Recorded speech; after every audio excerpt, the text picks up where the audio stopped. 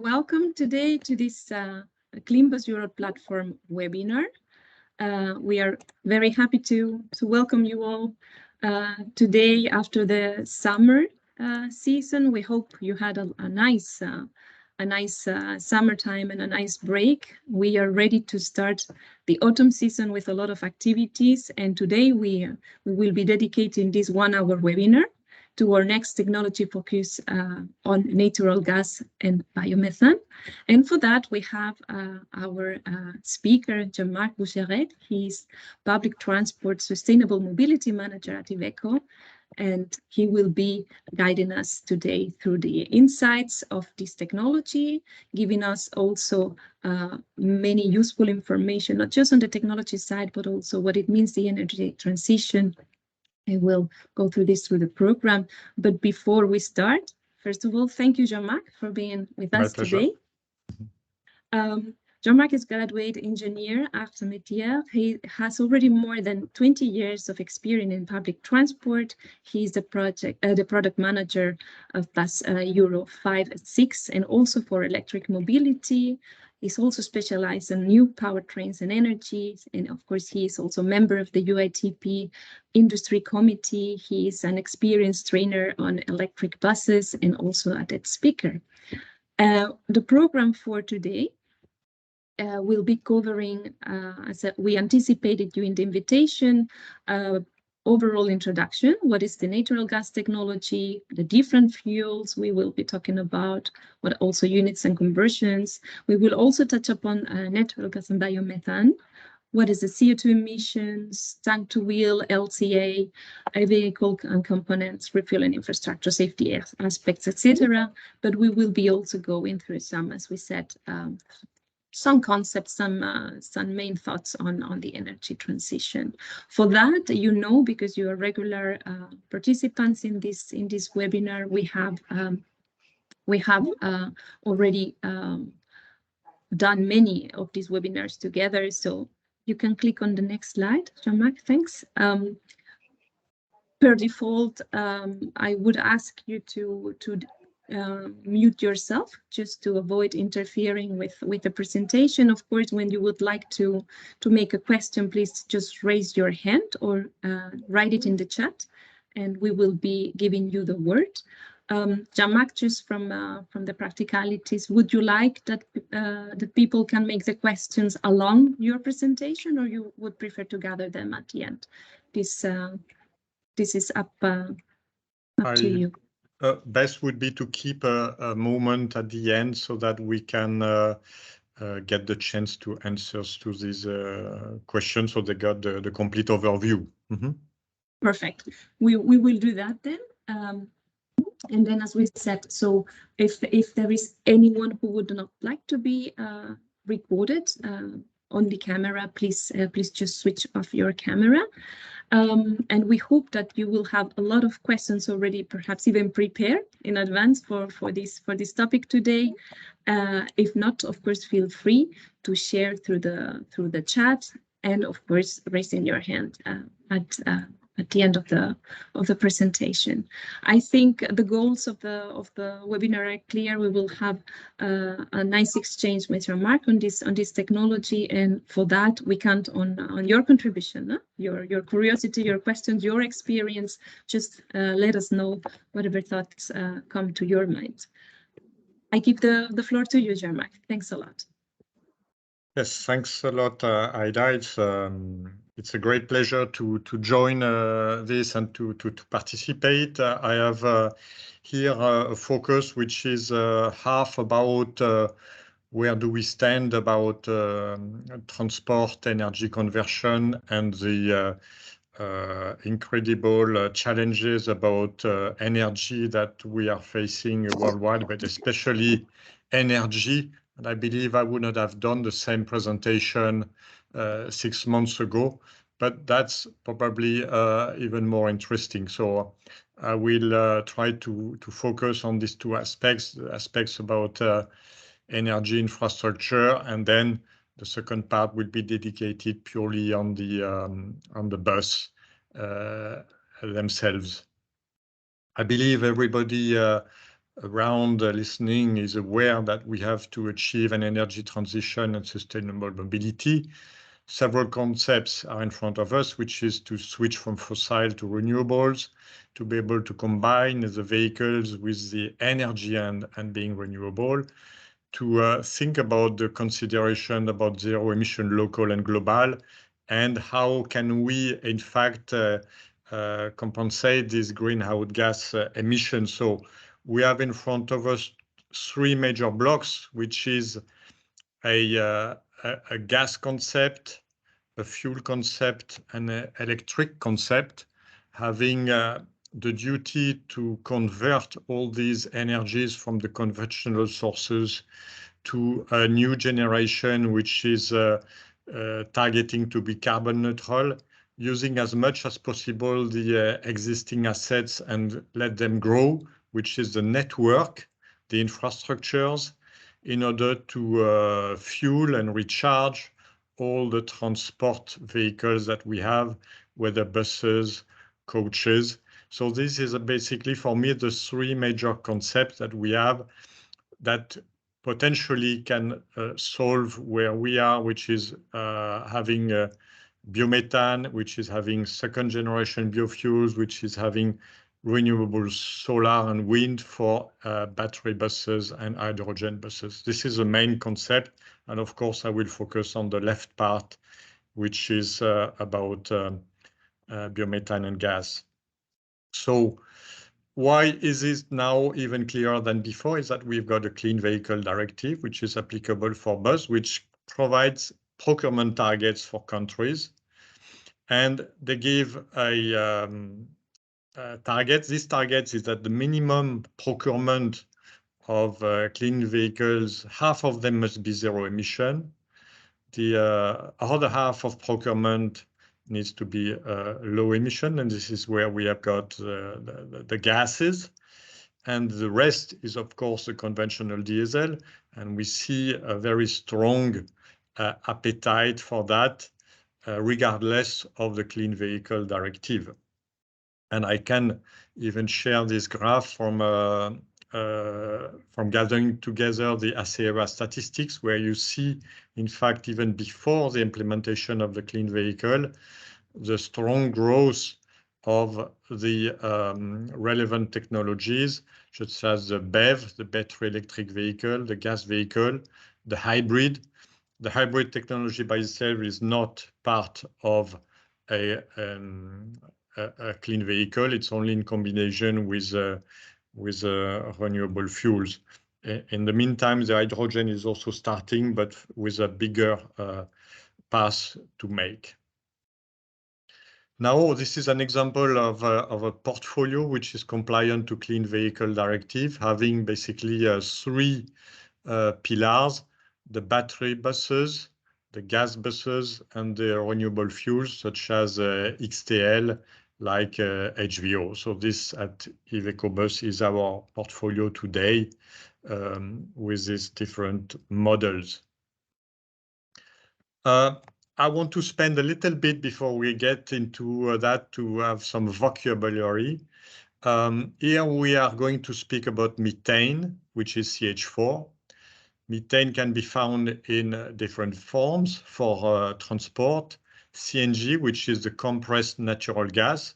It's quite dominant in the bus sector.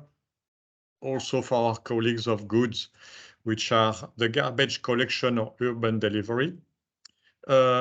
This gas is, in fact, transported at medium pressure pipes and then is compressed to a higher pressure, which is typically 200 bars, in order to store this gas in the vehicle.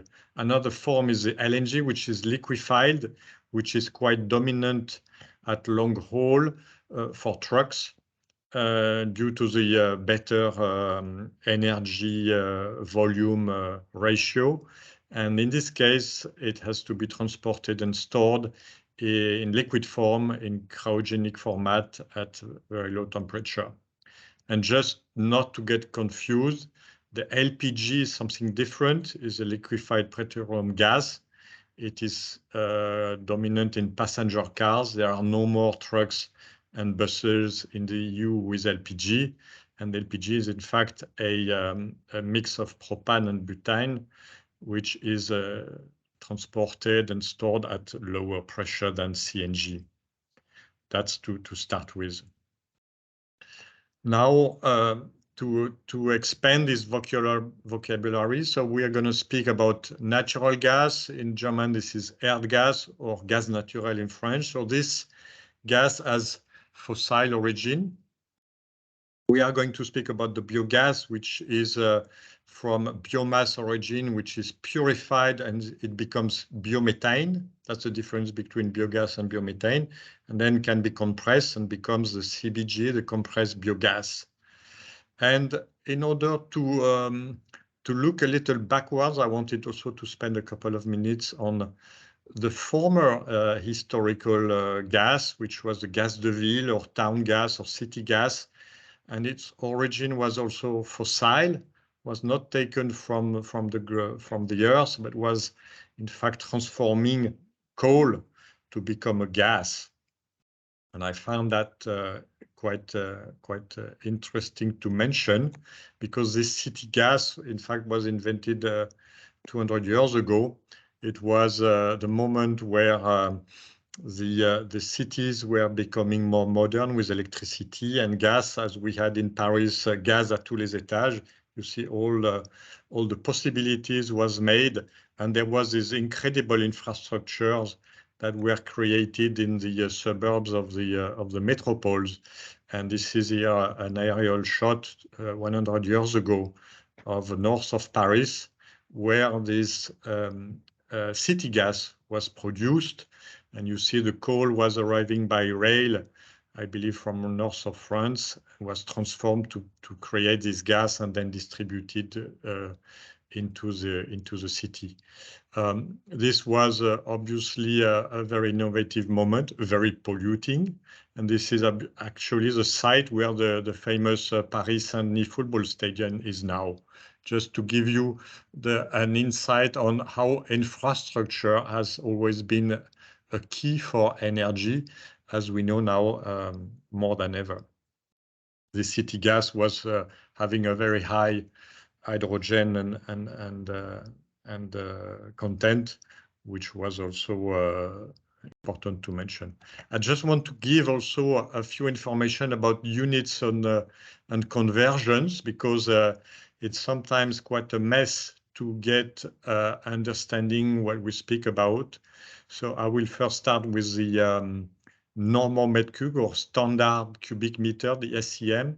This is equivalent of 1 cubic meter at 0 degrees C and at more or less 1 bar, 1 normal meter cube. 1 cubic meter of gas is approximately 0.8 kilo of gas.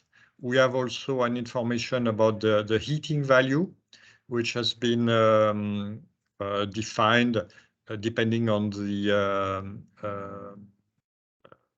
energy content of the gas, which differs from its origin. But I can give an example, which is, for instance, 1 megawatt is between 70 and 80 kilo of gas. And then when you compress it, for instance, if you got a tank of 160 liters, when you store it at 200 bars, this represents 32 kilo of compressed natural gas in a vehicle. And also to mention that its density is 0.6. That is the fact that gas, methane, is lighter than air and will go up when it's outside, when there are leaks or things like that. So that was the boring part of the presentation. Well, I hope it was the most boring part of the presentation and you're still awake. To mention the rest of the city gas, yeah, I forgot this slide, is that in fact city gas was used in some period for buses. For instance, during World War II, when there were no more petrol. So the city gas was in fact fueled in this over the vehicle with low pressure rubber membrane. In fact, the type of operation was similar to opportunity charge, the volume of gas, the quantity of gas were very, very limited. So the refueling of the gas vehicles were at both terminus. I found that quite fun because we are still at the same reflection when it comes to electric bus charging. Now, natural gas was also found in the earth, and this is really at the heart of our concerns today, because having said that, in Europe, we've got a great natural gas transport asset, but you see here the connections with Africa and Russia. I mean, all this has been gradually developed. And now, for the reasons that we know since the past 6 months, we should find a way to change, but get the most out of these transport assets. An evolution of what could be how to use this gas transport asset would be not to import this fossil gas, but to inject biomethane into the grid, and also investigate about conversion of methane to hydrogen pipelines so that we can get a more resilient energy network in Europe. And then I wish we can do the same seminar in 1 year, 5 years, and 10 years from now, and we will have maybe more about this energy conversion success. Now, having said that, due to the important Russian import, the European Commission said that we need to have a more affordable, secure, and sustainable energy for Europe. This is the Repower EU plan, which was released last May, in order to produce 35 billion cubic meters of biomethane by the end of the decade. So, in fact, there is the need to mobilize for that the biomass to increase the production. And in fact, according to different studies, there is enough feedstock to produce this 35 billion cubic meter. This ambition now needs to be materialized in further investment. Now, why are we talking about that? And you could even ask me, where is the future of gas mobility because of the high price of the energy? This you show here the very high price of gas, which was multiplied more or less by 5 to 10 over 1 year. And this picture also was taken earlier this week at the refueling gas station, where gas compressed is at 3.5 euro per kilo. And you see here behind in the mirror the CNG gas coaches. So the TCO is already now in a bad position. The good news is that, in fact, biomethane is using a totally different feedstock and should not be correlated to the fossil gas energy crisis. And I can give you here 2 examples this year, where, in fact, compressed biogas is available at the fuel station below 1 euro per kilo. So, in fact, this is where we should be going. And you see here in the left graphic, the natural gas prices, which is totally unstable, where basically the production cost of biomethane is below 100 euro per megawatt hour. So this is for the industry the moment to convert itself to fossil to renewables, not just for the CO2 savings, but for the resilience and for the cost. So how does it work? Once you are having a renewable energy producer which is providing it to the grid, you need to register that. You need to have the certificate of renewable energies. The final goal is to neutralize the CO2 emission.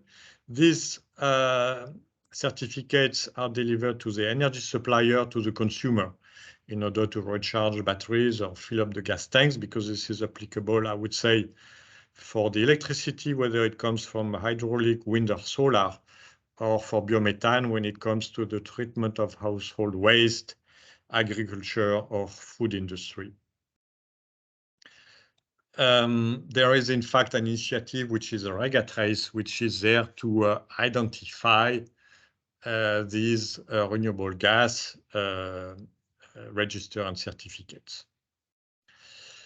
Why is it important when we speak about public transport? Because the public transport authority, which can be a region or a metropole, they have the two pillars, well, among many pillars, but they've got the pillars of waste collection and treatment, and they've got public transport. And in that case, on the left side, they have the possibility to process the waste which they have collected, to transform them into biomethane and inject this biogas into the grid to the gas operator, while as a public transport authority, they are in connection with the transport operator. And obviously, it's very obvious that the certificate of warranting the renewable origin of the gas can be applied. And that's a very clever way. Basically, I would say that the figures counted for that is that more or less 7,000 inhabitants can provide the sufficient quantities of feedstock to fuel one biogas vehicle all year round, which means that you've got 1 million habitant metropole, you can feed 150 vehicles, whether garbage collection or buses. So this is a quite sound way of investing your money, and also very resilient. This was clearly stated this year when the war started in Ukraine, and we discovered we were importing so much gas from Russia. For instance, Nantes was saying in March that they could run 1 out of 2 of their gas buses on green gas. And another example on the right side is the wastewater treatment plant from Grenoble, which is already refueling 1/3 of the gas buses of the metropole with biomethane. So this is already happening, but now metropoles are saying, well, what can I do? Where should I invest my money? Now, how do we assess the CO2 emissions for transport? 3 ways is a tailpipe. The tailpipe is, in fact, directly connecting the consumption of fuel and then connecting it to the emission factor.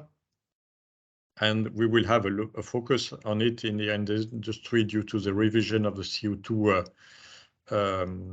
directive for vehicles, for heavy duty. That's tailpipe. The second one is a well-to-wheel, which is, in fact, making assessments with stakeholder studies. And then the third one is the complete life cycle analysis, which is combining everything. When it comes to CO2 emission biogas, I can mention the official studies that are from the JEC, which have produced these values, saying how many kilogram of CO2 do I emit when I burn this gas in a vehicle. And you see the difference between a compressed biogas from municipal waste or the CNG fossil. You see there is basically a reduction of 80% between the two. And this is basically the value that you have got to keep in mind when it comes to renewable biogas. So what are the, how do you assess the contribution of biogas in the European text? Well, today, if you think about a tailpipe measurement in the current CO2 directive, there is no contribution. So doing this is not, I would say, rewarded. I will not go into detail, but the life cycle analysis is described in several texts from the EU, whether in the Clean Vehicle Directive, whether in the recent text with respect to the passenger car regulation, and also in the CO2 standards for heavy-duty vehicles. There should be a methodology to be proposed for assessing CO2 emissions in a life cycle analysis or well-to-wheel methodology. So this will be, of course, for stakeholders, very important. Why do we speak about life cycle analysis? Because I can mention this study which was carried out with this think tank of Carbon 4. They are comparing the carbon footprint of a city bus over its whole lifetime, sold in France with different energy sources, diesel, gas, biogas, battery refueled with French electricity, hydrogen with French electricity, or renewables with the French electricity. So you see, basically, these are things you should do. I mean, you should convert, from a life cycle analysis point of view, your vehicle to biogas, to battery electric, or to renewable electricity. Now, there are also things you should not do from a life cycle analysis, is to use vehicles with an electricity mix that is not low carbon. For instance, making hydrogen fuel cell with the current electricity mix in Europe is things you should not do, or you should not use electricity from the grid in countries where you've got today not low carbon electricity. So clearly the message is having renewable electricity, and whether for battery, whether for hydrogen, and then also compressed biogas is the solution that can help, from a life cycle point of view, reduce the CO2 footprint of public transport. With respect to emissions from the tailpipe, these are the measurements that were carried out by Île-de-France Mobility last year. This is the tailpipe, again, showing the evidence of the progress of the clean buses, whether hybrid or gas. And when it comes to NOx, also an interesting improvement when it comes to the diesel Euro 6, the hybrid Euro 6, and the gas when it comes to reduction of NOx. Now, that was the part, I would say, about the international concerns, the mega factors like CO2 reduction. The second part of my presentation now is about the technology for buses. First of all, we have to say that we are manipulating gas, which can burn, which can explode. So obviously we are in an environment where we are going to speak about safety, technical training, human organization. There are a lot of guides which are published by public stakeholders. I mentioned one, which is a reference document in France, for instance. Important is to identify what are the risks. What is going to be your building installation, when I mean the converting a conventional diesel depot to a gas depot. Leak detection, having instruments. What is your organization? What is the training you're going to have for your workforce? And there are different qualification levels depending on how you're going to have an intervention in the premises and on the vehicles. So we as OEM, we are delivering trainings to the operators and to the public transport facilities in order to how to implement these vehicles in their premises. I want to give a few aerial shots about what is a gas bus depot. I have several examples here. This is, for instance, Lille. Lille is an interesting, north of France, an interesting case because they've got 100% conversion to gas with over 400 units with 3 depots. This is one of them. You see here basically the I don't know if you see my my arrow in the middle is the office buildings. On the right side, you've got the workshops, and in the middle, in a surrounded building, is a gas compression unit with 3 compressors that you see, which are providing the both power capacity for the pressure and also redundancy in case of maintenance or failure of the compression. And here you see all the buses aligned, and you see these aerial pipes which are above the rear side of the bus. And here we have got approximately the possibility to store and refuel 150 gas buses. The principle is that the gas buses come at the end of the service at night. They are plugged to this high pressure gas network, and it will be a flow which is quite slow. The vehicles will have a refueling overnight to refill the gas pressure of the vehicles up to 200 bars, which is the typical gas pressure for that in CNG technology. A similar example, I would say, from RATP Créteil, where you have the similar layout.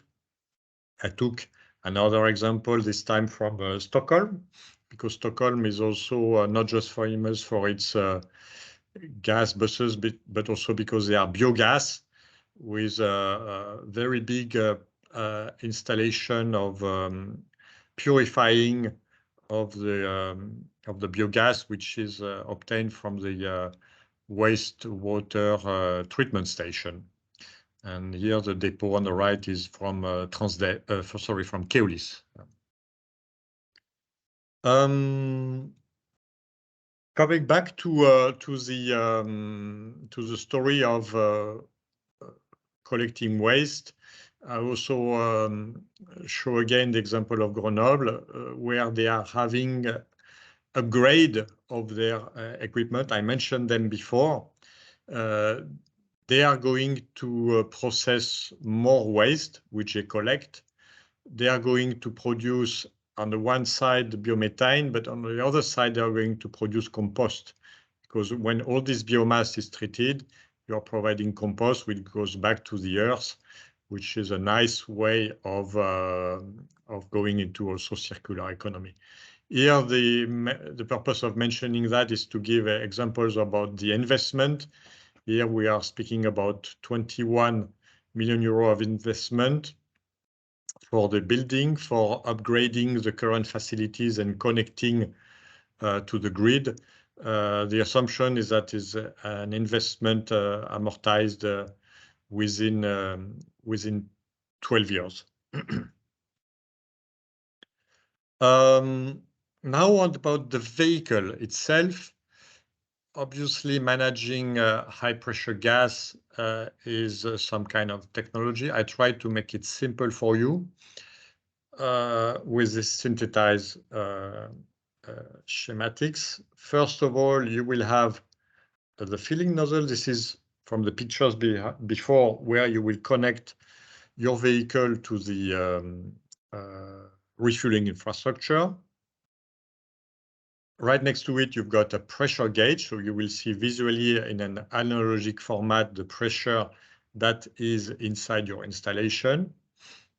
Number 3 is connected to the engine, is in fact reducing the pressure from high pressure to lower pressure.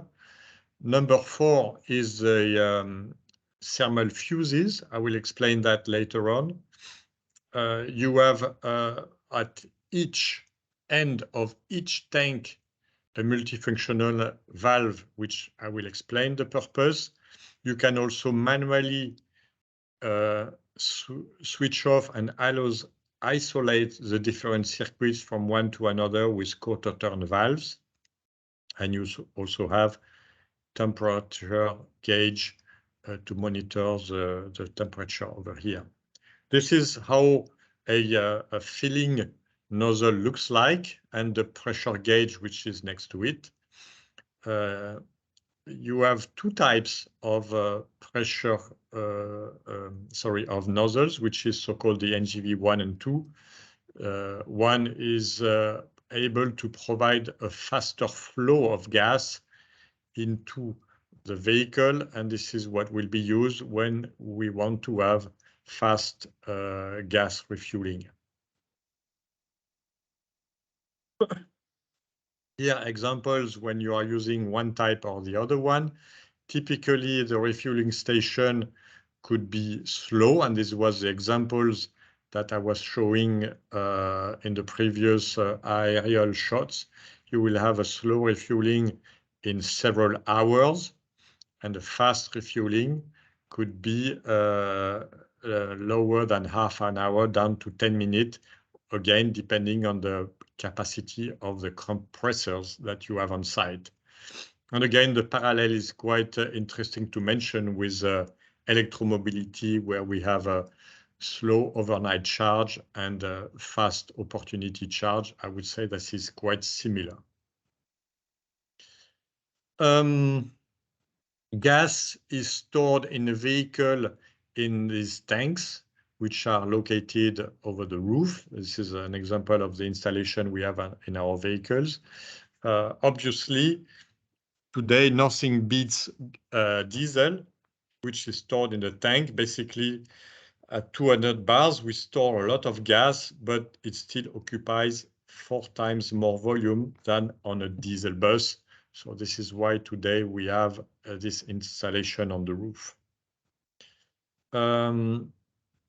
With respect to safety, here I can mention the French regulations, which is that in fact tanks needs to be inspected for their safety assessment, visual checks, and also a gas leak instrument is used to make these inspections, which is due to be made every 4 years. And you see here, for instance, the 2 inspectors, which are visually inspecting the tanks for scratches or defects, plus in their hands, this gas leak detector.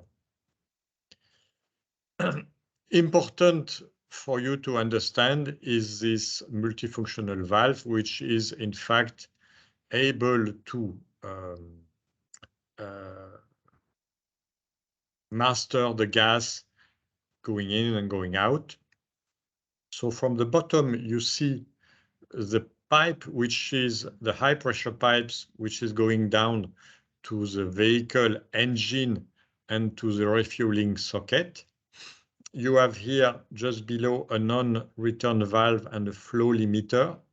You can by hand switch off the gas connection, but when you are going to start the vehicle and the engine, you have an electro valve which will open the valve and will allow to deliver the high pressure down to the vehicle circuit and to the engine. Now, safety first. A gas tank cannot explode. Why? Because you've got a series of devices that are here to first detect the pressure. So you've got a pressure sensor that will, in fact, make a light on the dashboard explaining that the pressure is too high.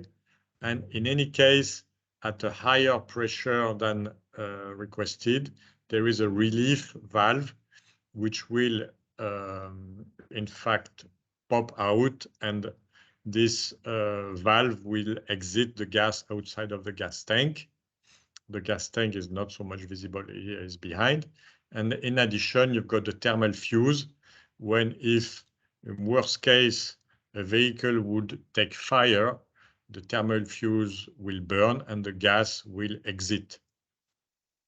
And this is what we call the PRD, the pressure relief device. So whether for heat or pressure, the gas gets out, and in a few minutes, the gas tank is empty. That's the safety principle of gas mobility. We also have a fire detection system based on a water spray.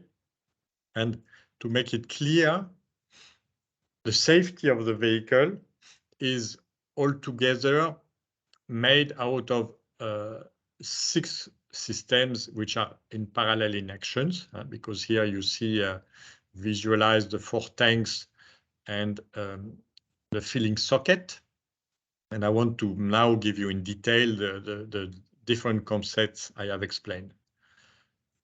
So once the gas is stored in the tanks at high pressure, which is 200 bar, the pressure is reduced down to the engine at more or less 9 bar, which is the pressure of functioning of the engine.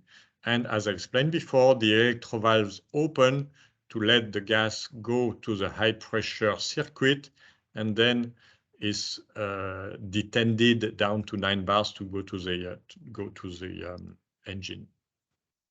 What are these safety features? The leak detection. We will have leak detection sensors in 3 zones, which is the engine compartment, the additional heater, and the tanks. The second one, and there is a monitoring on the dashboard. The fire extinguisher I mentioned is also here to first have a detection in the engine compartment and in the additional heating compartment. And there will be also a light on the dashboard. That's the fire. The fire extinguisher is placed in 3 zones, 2 in the engine compartment and 1 in the additional heater. And we have a fog system, as I explained. We have also a shock sensor. We've got a shock sensor positioned the rear left. That means that if the vehicle is hit, this shock sensor will give a signal to the electrovalve to switch themselves off and to isolate the gas tanks to the vehicle which is having an accident. Closing the electrovalves. We are monitoring the pressure. Each tank has a pressure sensor. As we said, the overpressure discharge valve at 290 bars, and we've got a light and a buzzer at the dashboard. And in addition, we've got the thermal fuse, which I explained. The thermal fuse, in fact, are there to liberate the gas outside the vehicle if temperature is above 110 degrees. And in fact, each tank has 3 of these fuses to detect an overheating risk that is happening as close as possible to the gas tanks. These are all the measures that are in a vehicle for safety. And obviously, we also have auto test that when you switch on the vehicle will control that all these are in fact controlled. That was the end of my presentation, and I leave the floor for questions and answers. Aida and the assistants, the floor is yours now. Thanks a lot, Jean-Marc. Fantastic presentation. I think everyone is extremely satisfied. I would just go the word to, give the word to participants. Please, Vasco, go ahead.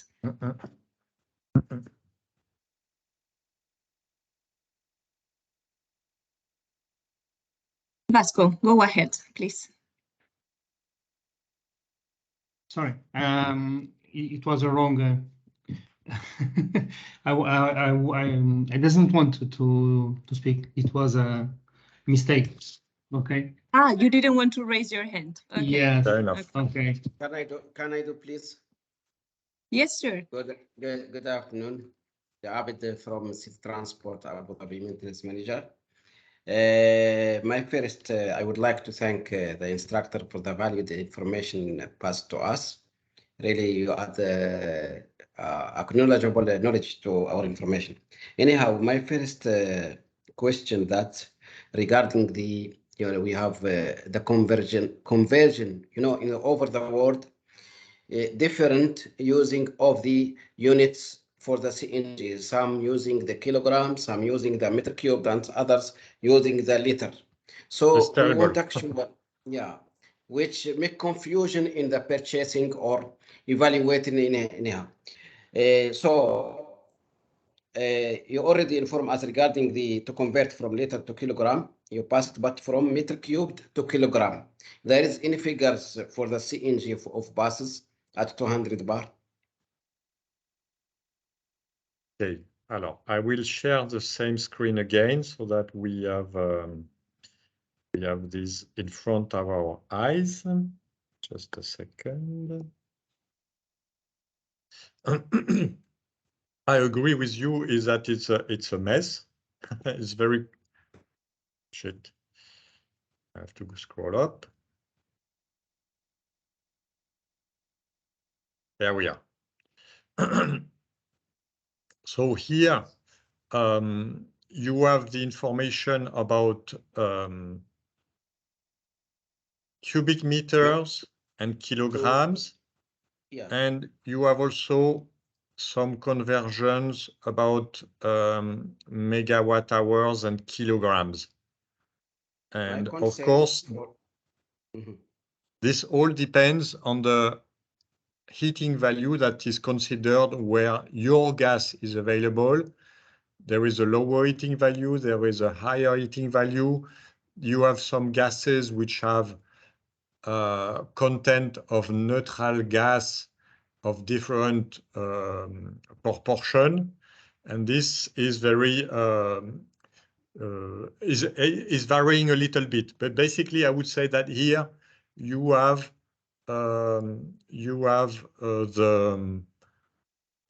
main information to work with, so that when somebody is speaking to you about billion cubic meter, you can convert to kilograms. When somebody is talking about megajoule or megawatt hour, you can also convert. I would say that this is a beginning of information you can use. So, for instance, if I have 250 meter cubed CNG stored at 200 bar, the kg equivalent, how much it can be? Alors, I don't have my my calculator next to me, but you have here a ratio about, for instance, in one tank of 160 liters, you have 32 kilos of gas stored. Yeah, Okay? a liter, I agree you have it, but from meter cubed to kg. Alors, from meter cube to kg, you will have to use the fact that 1 cubic meter of gas is weighing 0.8 or less kilo of gas. Thank you very much. Okay. All right. We can take this offline if you want. We can, thanks to Arnaud and to Aida, have a separate check together. Inshallah, thank you very much. We can definitely do that. Thanks a lot, Abid. I see also Johan. Yes, first I would like to thank you for a really good presentation. I'm quite satisfied, so that's good. I have actually 3 questions. The first question is regarding IVECO in Sweden, because I don't know if it is to your understanding, but we are driving 320 CNG or CBG buses in Västerås and Örebro region, and we are procuring our own buses. But as far as I know, IVECO is not yet represented in Sweden. So when we are procuring buses, we don't get any offers from IVECO. Okay. We would like you to be selling your Fred. buses in Sweden also. Thanks for the interest, and obviously our colleagues over there will be. We will pass your contacts to them and potentially respond to your needs on this business question. We see, of course, we are trying to electrify now our fleet. We have since 2004 only procured biogas buses, and now we see the need also for electric buses. But for long haul buses, we are really interested in the LBG technology. But I also have one follow-up question, and that is regarding to the new Euro 7 demands. I don't know, will you be also providing CBG or LBG buses when Euro 7 is required? Well, the Euro 7 norm is not published yet. Is expected to be published later this year, within 1 or 2 months. So we will have to look carefully when the definitive values are agreed, what it means in terms of evolution of the engine and the post-treatment system,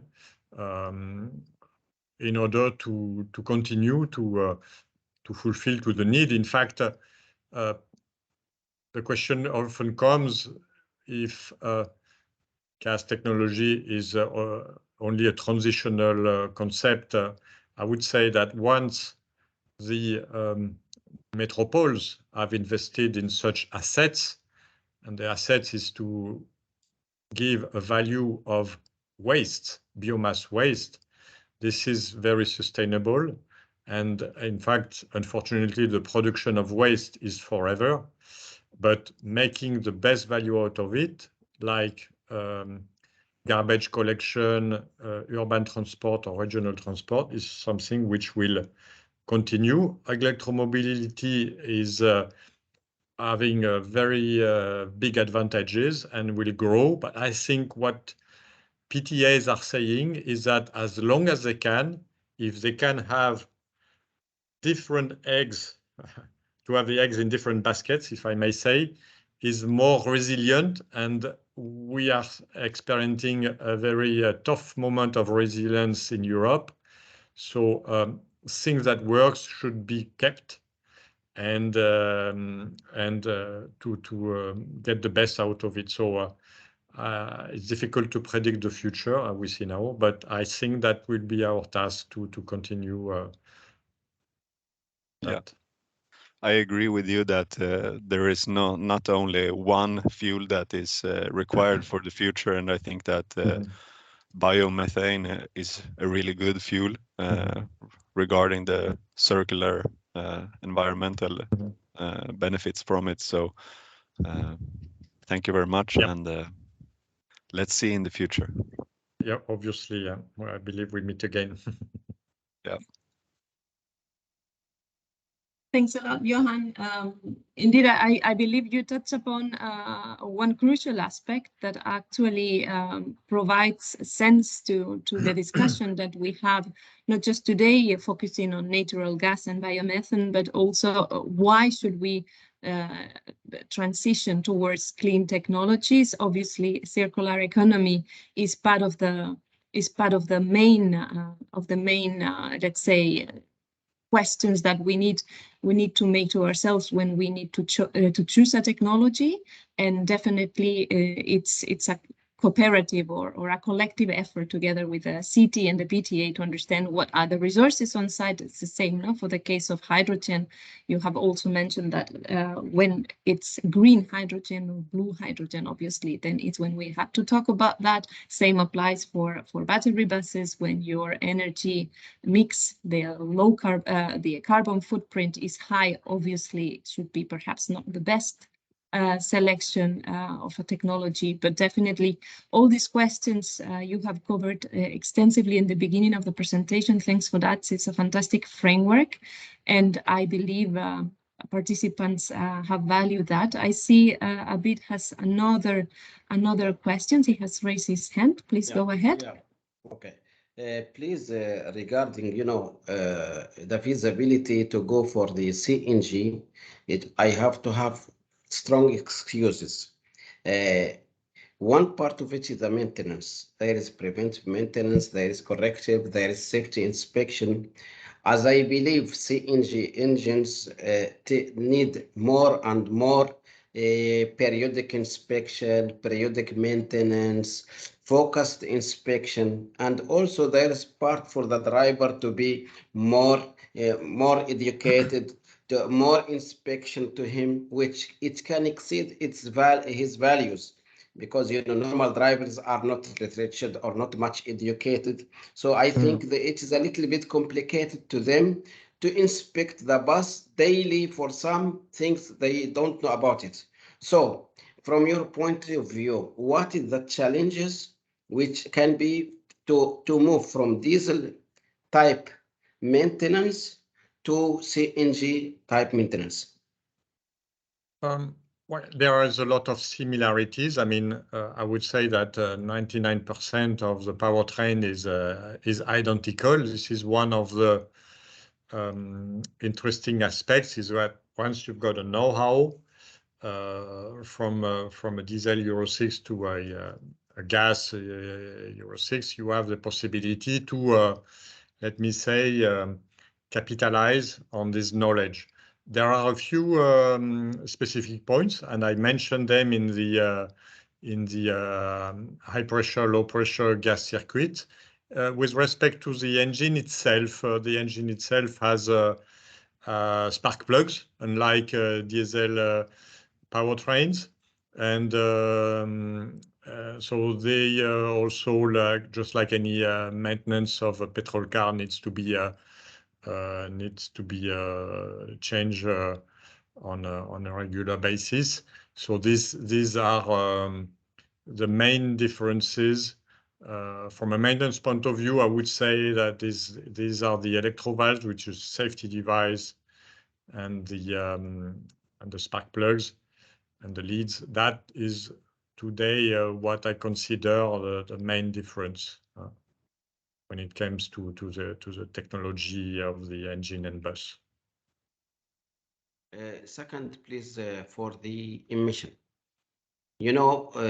Nowadays the diesel type engines are productions, they're Euro 6, Euro 5, Euro 4, which can come with the same level of the CNG bus emission. So my concern, to make me more convenience of it has to give me some big difference in emission, in maintenance, and in cost, of course. So now we talk about the maintenance, as I believe need more periodic maintenance.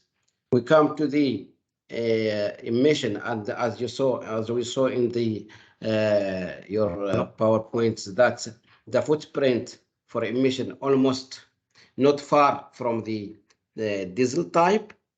And so in fact, if I may catch the point, that I would say that the diesel Euro 6 emission values are now very low. The performance of the exhaust treatment is good, but this is providing you get a low sulfur diesel, which is available to date, not everywhere across the world. So for those in areas where Euro 6 diesel is not implemented because the supply of this fuel is not there, the option of choosing gas mobility or biogas mobility is relevant. Otherwise, you would be potentially driving diesel Euro 3, for instance. And then this is the you get the emission benefits from having a Euro 6 gas compared to a diesel Euro 3, for instance. This was originally the motivation to switch to gas 15, 20 years ago, is because we could already exceed the emission values to what is today the current best-in-class technology. Now you can combine everything. You can combine having the biogas emission, the gas emission values, plus having the CO2 reduction if you have the opportunity to have your local biogas production. But first of all, is connected to the air quality and to the differences between conventional diesel and Euro 6 gas. Thank you very much. So glad. Clear. Thanks a lot. Any additional question? We are 5 minutes over the time, but I think it has been extremely interesting. So we will allow one question more. Okay, if not, then thanks again, Jean-Marc, for the fantastic overview. Especially, I think the framework you have showed us is extremely necessary. It is not just about going for a technology. Indeed, resilience is going to be the main question when we face the next challenges in the next months. One question I wanted to raise in the room, but it's already a bit late, was exactly that. What are the challenges you are facing now operating this technology? Perhaps we can catch up that offline with participants, but please reach out if you have more questions. We will be further in touch. Just 2 short notes from our side. The next webinar, you find the information on the website under the events. It will be on battery trolley buses and emotion charging at the end of the month, on the 29th of September. And regarding the question of Johan at the beginning, when specific products are going to arrive where, we are going to organize also the first industry marketplace. You know the Clean Bus Europe platform also puts together cities, operator authorities, and bus manufacturers to be updated on what is the latest market, let's say, presented launch applications. This is ongoing, and we will be most likely holding this first marketplace in October in Madrid. You will receive the information as soon as available, and of course we will be more than happy to have our colleagues from IVECO Bus with us.